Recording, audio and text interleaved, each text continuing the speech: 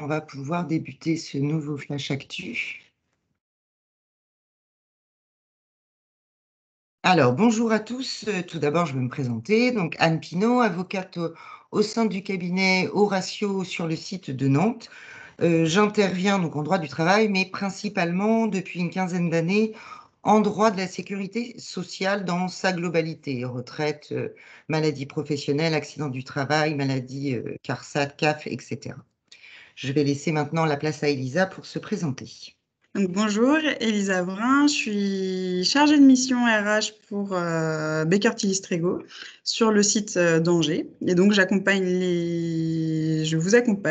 nos clients dans leur gestion des ressources humaines.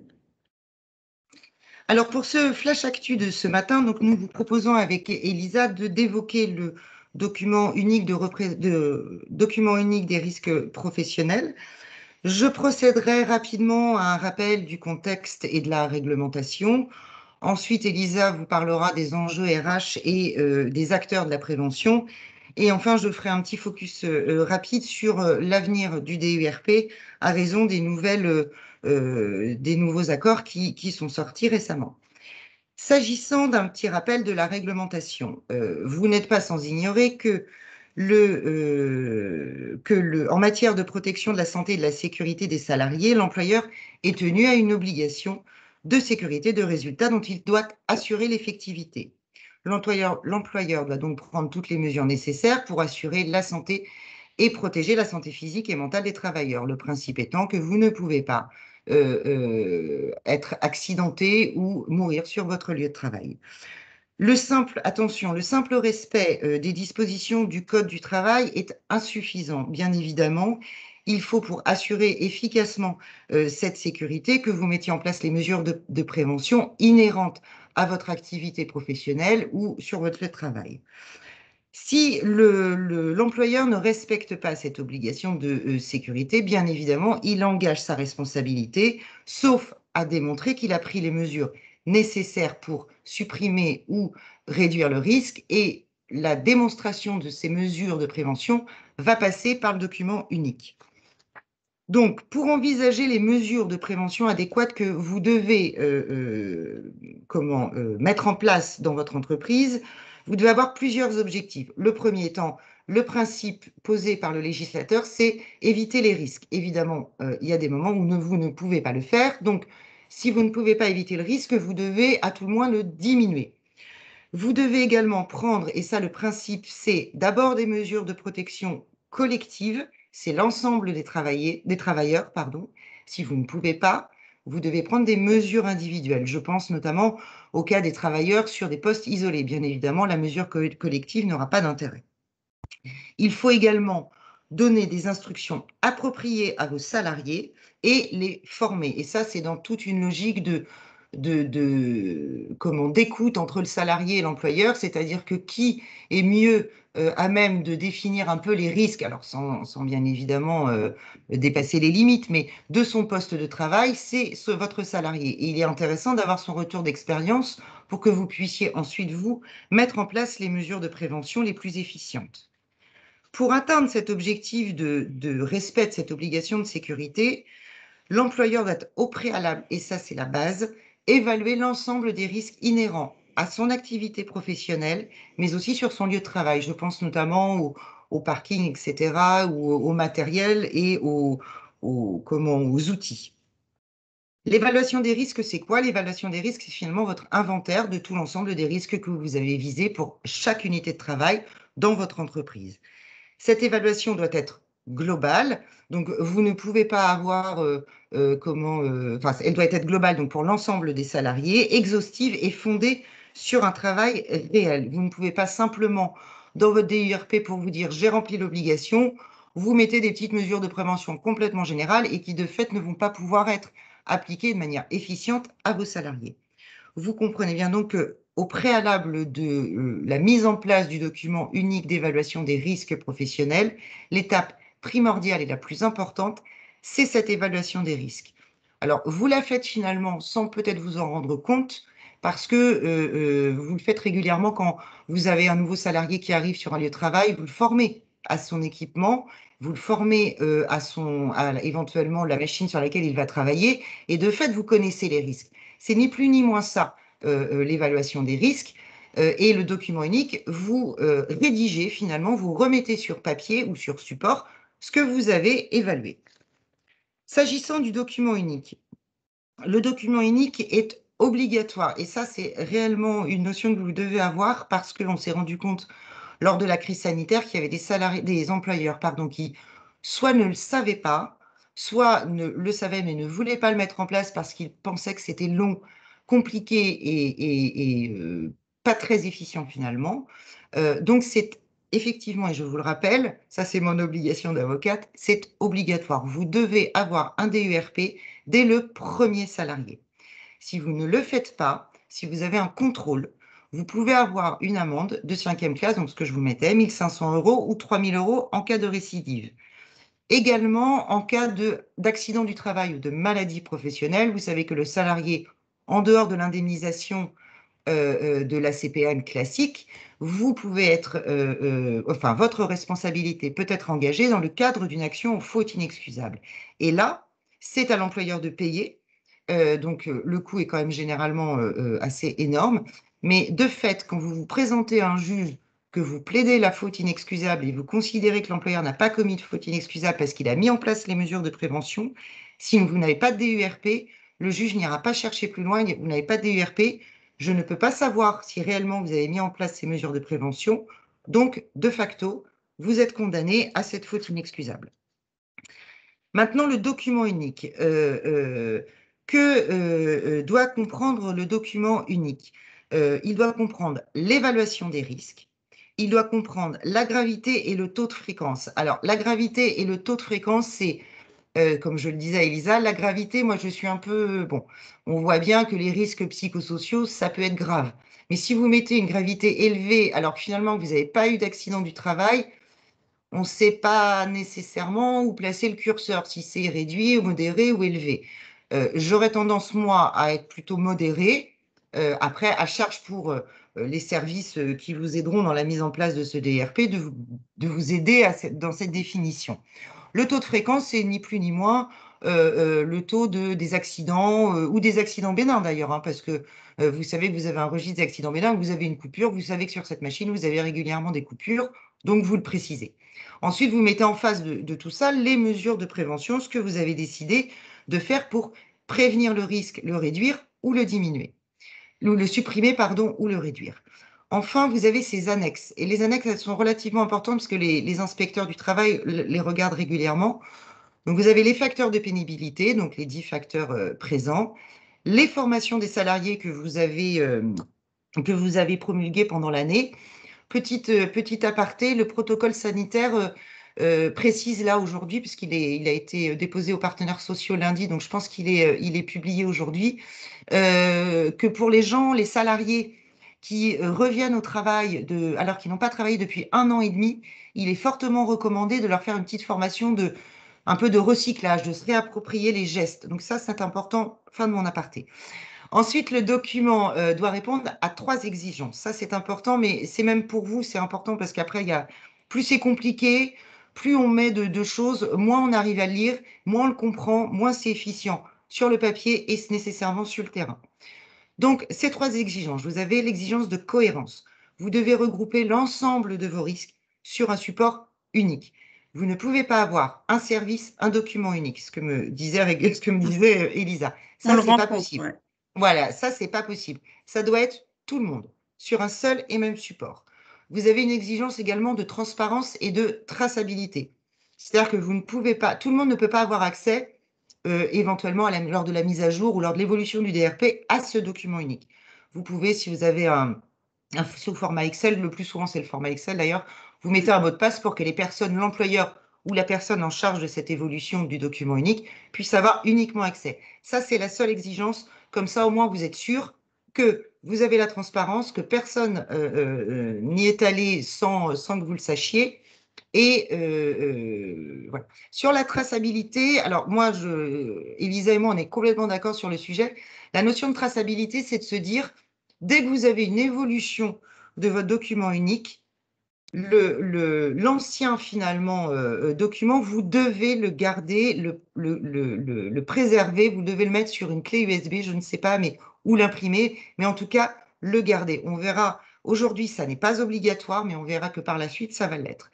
Et enfin, évidemment, une exigence de commodité, parce qu'il faut qu'il y ait cette réunion de toutes les analyses du risque. Il faut que tout le monde puisse avoir accès et le comprendre, ce document unique. Enfin, le document, ce que je vous disais tout à l'heure, le document unique doit être mis à jour. Alors, il doit être mis à jour obligatoirement en cas d'accident du travail ou de maladie pro, ça vous le savez, mais surtout, il doit être mis à jour tous les ans. Alors, la question se pose en disant, bah, tous les ans, si on n'a pas eu d'accident, si on n'a rien eu, c'est un peu ridicule. Certes, peut-être, mais en même temps, vous devez mettre mise à jour tous les ans.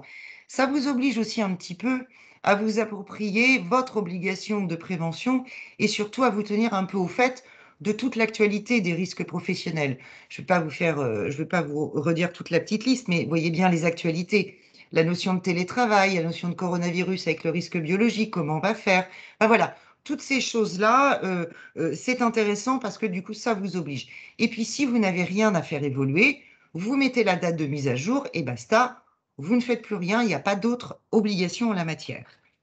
On vous a mis une petite slide sur un peu la présentation, on va dire, simple, parce que moi, je suis plutôt partisane de faire très simple en matière de DERP, simple mais précis. Et là, notamment, vous voyez, c'est par exemple, donc l'unité de travail, ça correspond à un bar. On voit que le danger peut être notamment le comportement agressif du client. Il y aurait aussi après un autre danger qui peut vous parler aussi, c'est le problème de l'alcool, hein, bien évidemment. On voit qu'à côté, l'événement déclencheur qui pourrait déclencher le risque donc, du comportement, c'est par exemple le barman qui refuse de servir des boissons à un client. Quelle va être la lésion ou l'atteinte à la santé du salarié dans ce type de situation? On voit bien que c'est un stress ou des blessures si le client vient aux mains. Et ensuite, vous déclinez la gravité, le risque, etc. Vous voyez sur les moyens de prévention qu'il y a donc normalement les moyens de prévention collective. Donc là, on voit, donc on prévient on informe pardon, les salariés de ce que si vous rencontrez ce type de situation, vous avez l'affichage des numéros d'urgence. Dans ce type de situation, généralement, je trouve ça intéressant de mettre quand même la logique de comment. Excusez-moi, j'étais un petit peu perturbée par les, par les messages. La logique de, on va mettre en place une politique de gestion du risque, c'est-à-dire la mesure collective, c'est comment est-ce qu'on va arriver à aider un peu tout le monde. Et après, sur les mesures individuelles, bah, vous voyez le travail isolé, l'intervention d'un collègue ou d'un supérieur. Je vais répondre donc à vos deux petits messages. Est-ce que l'emploi de seulement un apprenti correspond à l'obligation? Alors l'apprenti, oui, parce que l'apprenti, malheureusement, il est souvent jeune. Et puis, il a une particularité, c'est qu'effectivement, en matière d'obligation de sécurité, il y a quand même un plus pour l'employeur. Donc ça, c'est important également de le prévoir. En Le Covid et particulier, s'il est mineur. Oui, Un oui. apprenti mineur, attention, on a plus d'obligations et vigilance plus pour les apprentis mineurs. Alors, le Covid et la manière de repenser l'organisation du travail impose. Ah oui, alors effectivement, mais ça, Elisa en parlera, mais très rapidement. La crise sanitaire vous a obligé à mettre à jour votre télétravail. Le télétravail est un mode d'organisation aujourd'hui, attention, imposé. Demain, quand la crise sanitaire sera terminée, choisi. Pour ce qui est imposé aujourd'hui, comme c'est imposé, il n'y a pas de négociation entre guillemets avec les partenaires sociaux. Donc, vous pouvez imposer vos mesures de prévention et ce que vous déclinez, parce que le télétravail, c'est simplement le changement du lieu de travail. Mais tous les risques se retrouvent, c'est-à-dire les risques musculo-squelettiques, les risques psychosociaux, la problématique, mine de rien, de la drogue et de l'alcool. Un travailleur en télétravail qui a déjà peut-être un petit problème avec l'alcool, malheureusement, se retrouve à son domicile seul, etc. Ça peut être un risque. Donc, vous devez nécessairement définir le télétravail avec également les risques inhérents. Ça, c'est une obligation que normalement, on aurait dû faire dès le mois de mars 2021, ce d'autant plus que la ministre du Travail a rappelé que certes, le protocole n'avait pas de valeur normative, mais que le télétravail est une mesure de prévention. Sauf à démontrer que vous avez une autre mesure de prévention plus efficiente que le télétravail pour éviter le risque de la contamination, à charge pour vous. Mais très honnêtement, là, aujourd'hui, j'en vois pas d'autre que le télétravail. Donc, je fais fin de cette petite parenthèse et j'espère avoir répondu à vos questions. Et je laisse maintenant Elisa vous expliquer un petit peu les enjeux du DURP. Voilà, autour du DURP, on a des enjeux RH, effectivement. Le DURP, il s'intègre dans une démarche globale autour de la santé et de la sécurité. Et pour organiser cette prévention, à notre sens, il va falloir impliquer au maximum le salarié. Selon nous, hein, il faut faire de lui un acteur de la prévention, un ambassadeur de la santé et de la sécurité. Ici, on va pouvoir développer son sentiment d'appartenance à l'entreprise et donc sa motivation. Et le Code du travail va dans ce sens, hein, puisqu'il nous rappelle qu'il incombe à chaque travailleur de prendre soin de sa propre santé et de sa sécurité, ainsi que celle des autres, des personnes qui sont concernées par ces actes. Et ceci dit, tout ça, c'est en fonction de sa formation et de ses possibilités. Donc, formation et possibilités données par l'employeur. Vous avez plusieurs moyens pour impliquer le salarié dans cette démarche-là. On en a un petit peu parlé. En premier lieu, c'est en le faisant participer à la rédaction du DURP. On l'a dit, ils sont quand même les mieux placés pour connaître les risques auxquels ils sont exposés au quotidien. Ensuite, donc, en les formant à l'utilisation d'une part des outils techniques, des machines, du matériel pour l'utiliser en toute sécurité. Et également en termes de formation aux gestes de premier secours, par exemple, à la manipulation d'extincteurs. Voilà, ce sont des formations essentielles dans le cadre de la prévention. Le troisième point, ça va être de nommer un référent sécurité qui est obligatoire, il doit être salarié, et il va être en charge de l'animation de la prévention au sein de l'entreprise. Et en dernier point, on va pouvoir associer, et il faut même associer les membres du CSE à cette démarche, et d'autant plus quand on a une commission santé et sécurité qui est constituée dans le CSE. Voilà, la santé et la sécurité, c'est vraiment l'affaire de tous dans l'entreprise. Il faut vraiment veiller à ça collectivement. Et on va pouvoir obtenir des résultats face à toute cette mise en œuvre de démarches de prévention, et notamment sur 3 axes. On a identifié 3 axes d'amélioration. Le premier va constituer en la réduction des coûts liés aux accidents du travail et aux maladies professionnelles, dans le sens où moins on a d'accidents du travail et de maladies professionnelles, et moins on a de coûts de remplacement, par exemple, de remplacement de salariés absents ou de maintien de salaire du salarié absent. Et un troisième coût auquel on pense moins souvent et plutôt indirect, c'est la potentielle augmentation du taux accident du travail. Chaque fois qu'un accident du travail ou une maladie professionnelle est déclarée au sein de votre entreprise, ça a une incidence sur le taux accident du travail, donc cette cotisation patronale que vous retrouvez sur les bulletins de salaire, qui est plus ou moins élevée selon les secteurs. On a des secteurs comme le bâtiment où ça peut être très, très élevé, de l'ordre de 8 à 10%. Et donc, ce taux est mis à jour en fonction du nombre d'accidents du travail.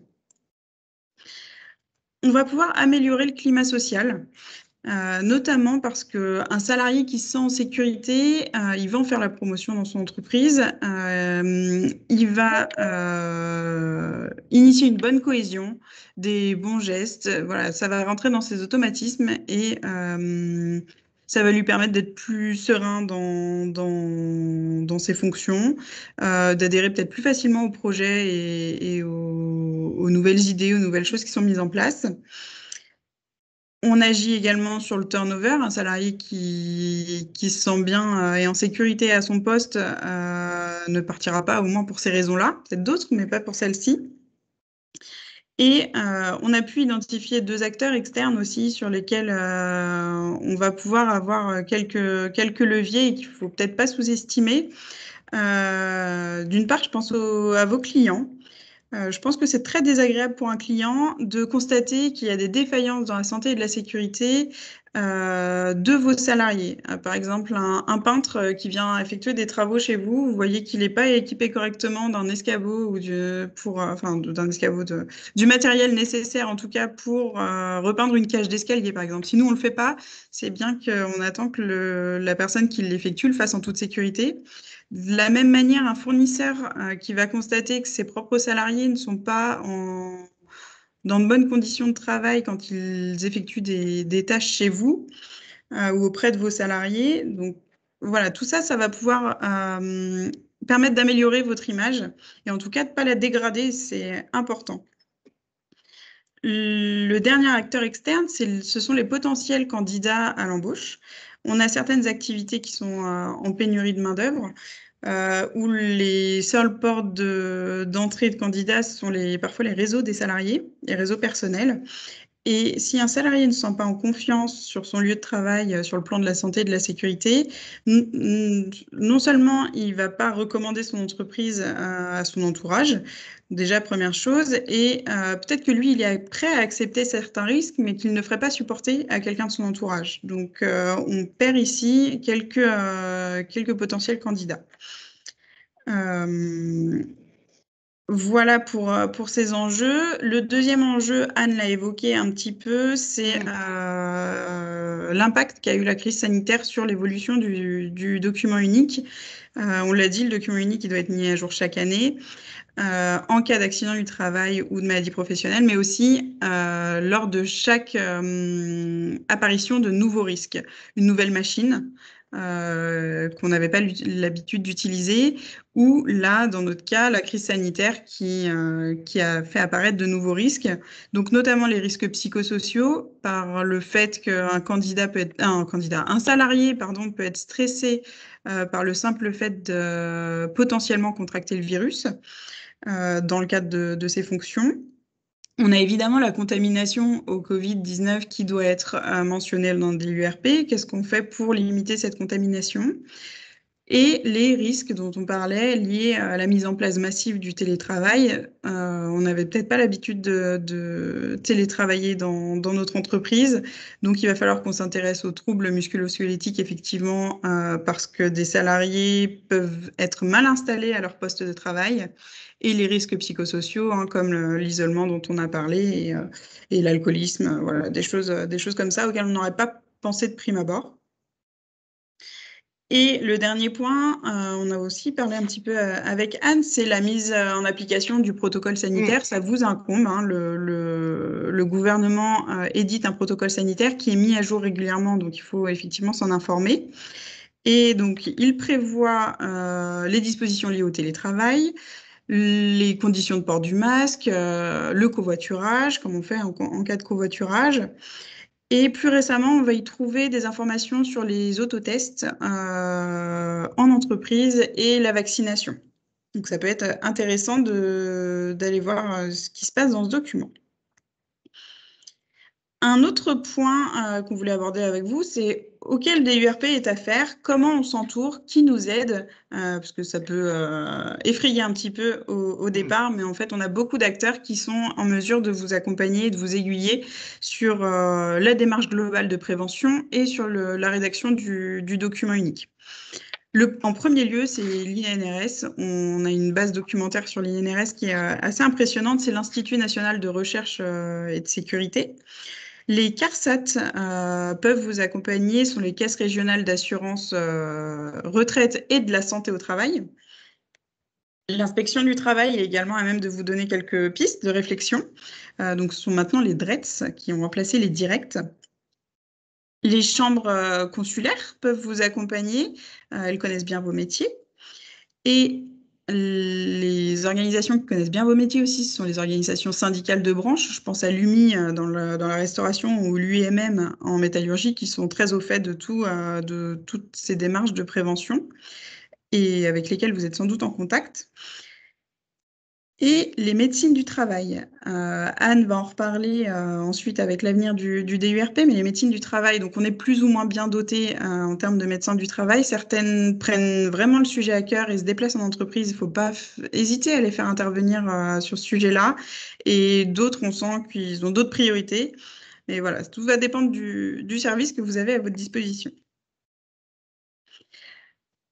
Et nous, force est de constater que beaucoup de nos clients ne sont pas encore à jour de ce document. Donc, on a souhaité sélectionner une entreprise, un partenaire pour vous accompagner, qui vous est donc dédié. Il s'agit d'SEPR. C'est un acteur qui est présent sur le territoire national. Donc, peu importe où vous vous situez, ils peuvent intervenir. Et outre le document unique, ils peuvent vous accompagner également sur le plan de continuité d'activité, dont on parlait d'ailleurs dans le flash actu de la semaine dernière. Ils peuvent mettre à disposition un référent sécurité, donc en externe cette fois-ci. Ils réalisent aussi des formations en santé, sécurité et ils sont à même de faire les vérifications obligatoires comme les vérifications électriques, les vérifications des ponts roulants et des choses comme ça. Et le troisième point qu'on voulait aborder avec vous pour s'entourer toujours, c'est les aides TPE-PME. Donc là, je m'adresse particulièrement aux entreprises de moins de 50 salariés. Des fonds vous sont réservés donc à hauteur de jusqu'à 25 000 euros pour l'achat d'équipements, de formation en prévention, de diagnostic. Donc évidemment, il y a des conditions pour bénéficier de cette aide et dont fait partie le DURP. Pour obtenir ces aides, vous devez attester que votre DURP est en place et est à jour. Donc il y a une petite vingtaine, hein, de mémoire, je crois que c'est 17-18 subventions. Certaines sont liées au secteur d'activité, bâtiment, transport, HCR, et d'autres sont nationales et régionales. Donc là, je vous ai mis deux exemples. On a Hôtel Plus qui permet de prévenir et de réduire le mal de dos. Et TMS Proaction qui va financer l'achat de matériel pour réduire les risques liés aux troubles musculo-squelettiques. On a une autre aide qui est réservée cette fois-ci aux moins de 200 salariés. Sur certains secteurs d'activité seulement parce que c'est un partenariat avec Amélie.fr. Il faut que l'activité est négociée avec Amélie. Et donc, il s'agit de la mise en place d'un contrat de prévention avec des objectifs. Et pour réaliser ces objectifs, une avance financière va vous être octroyée. Si ces objectifs sont atteints, vous n'avez pas à rembourser cette avance. Donc, ça peut être des leviers de trésorerie qui peuvent être intéressants. Alors, attention toutefois, ces aides, elles sont budgétées chaque année. Les budgets sont vite écoulés. Après, on a des organisations comme le MEDEF qui militent dès que le budget est écoulé pour qu'il soit à nouveau alloué. Donc voilà, surveillez ces aides sur le site d'amélie.fr et anticipez dès que vous avez l'intention d'investir dans la prévention. Voilà, renseignez-vous sur ces aides. Et puis, je repasse la main à Anne pour l'avenir du DURP. Oui, rapidement, je reviendrai sur... j'ai un petit écho. Sur l'aide dont tu parlais, alors on avait remarqué effectivement avec Elisa lors d'une précédente formation que les subventions étaient épuisées en avril, depuis avril.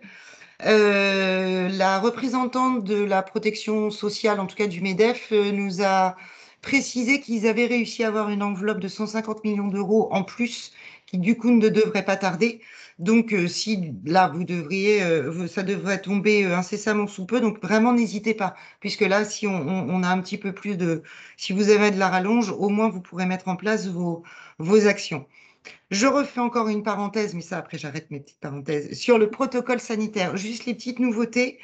Effectivement, il y a les autotests, la vaccination. Il y a une mesure de prévention sur laquelle ils ont mis l'accent cette fois-ci, c'est la ventilation. Ventiler vos locaux.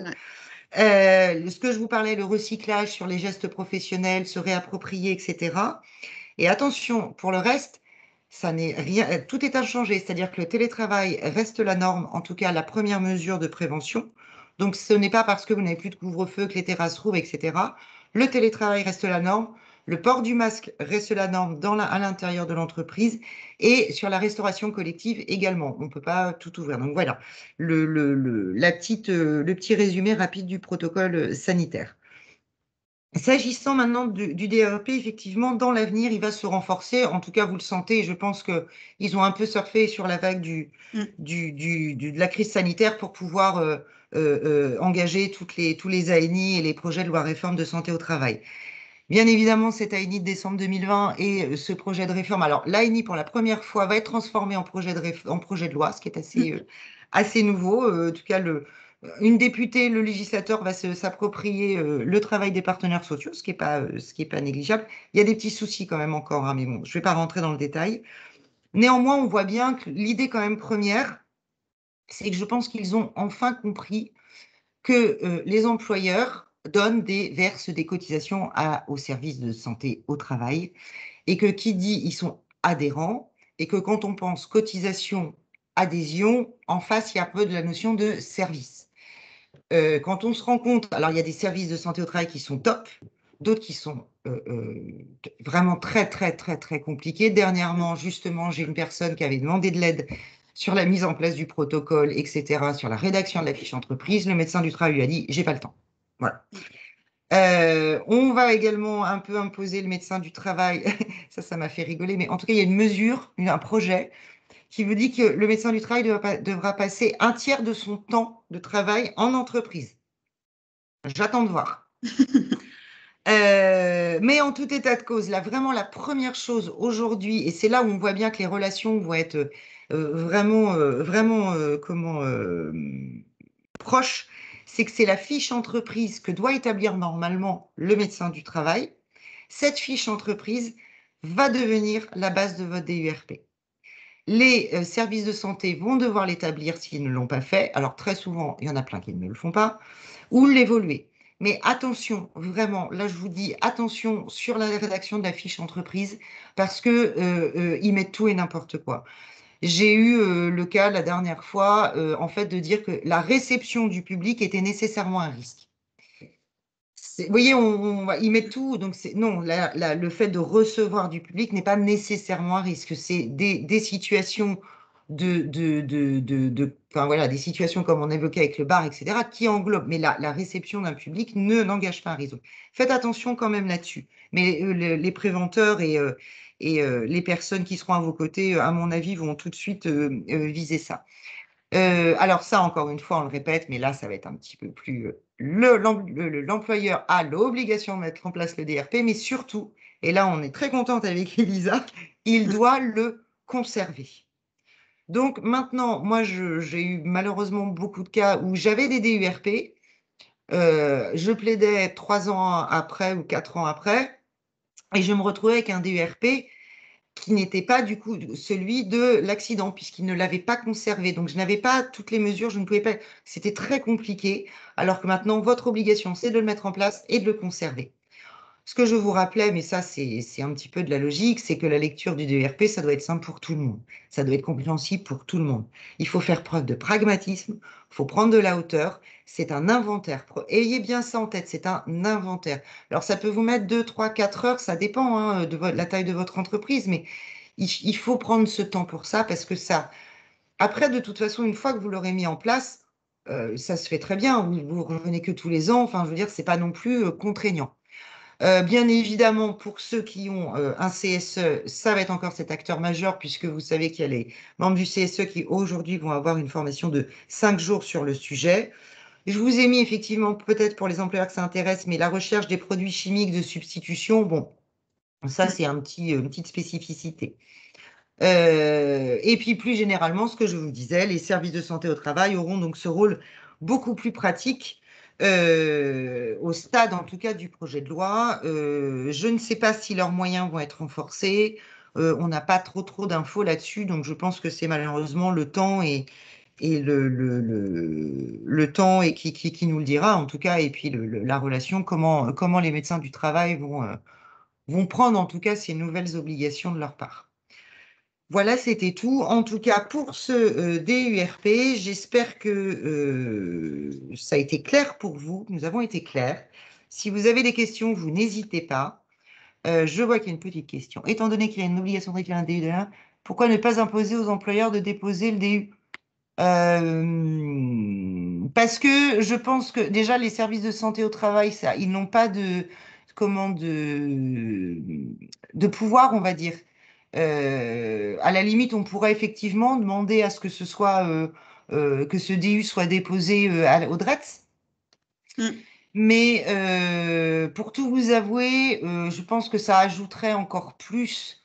Après, ce serait logique, effectivement, mais ça rajouterait encore plus aux problématiques qu'on rencontre, c'est-à-dire que cette notion de DU,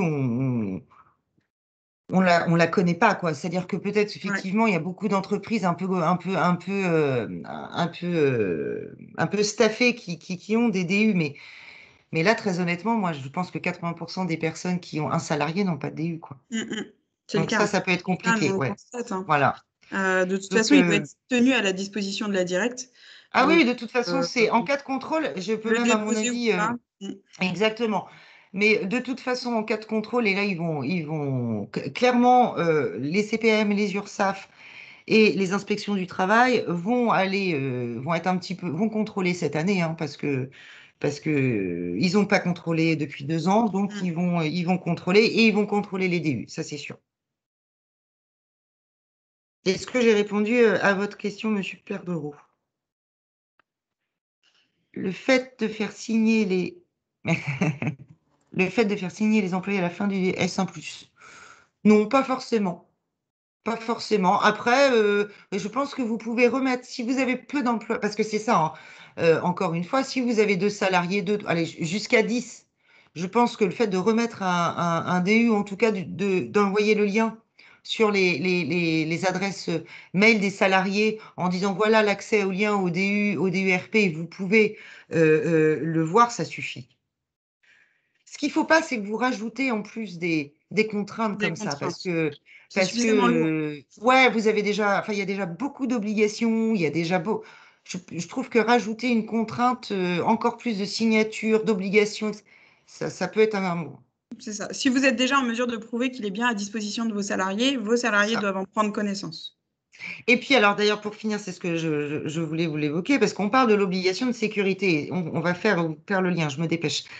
On parle de l'obligation de sécurité de l'employeur, mais il ne faut pas oublier, et surtout pas oublier, que le salarié a également une obligation de sécurité à son égard et à l'égard de ses collègues. Mm. Donc, ce qui fait que si vous avez un DURP qui est finalisé, qui est propre, qui est clair, que vous avez un règlement intérieur qui est propre, qui est clair, des notes de service, des formations, et un salarié j'ai eu le cas, hein, d'ailleurs, bah, bref, il est arrivé sur son lieu de travail il a pris une brouette, il a couru dans le chantier, il n'avait pas vu le fossé, il s'est pris le fossé.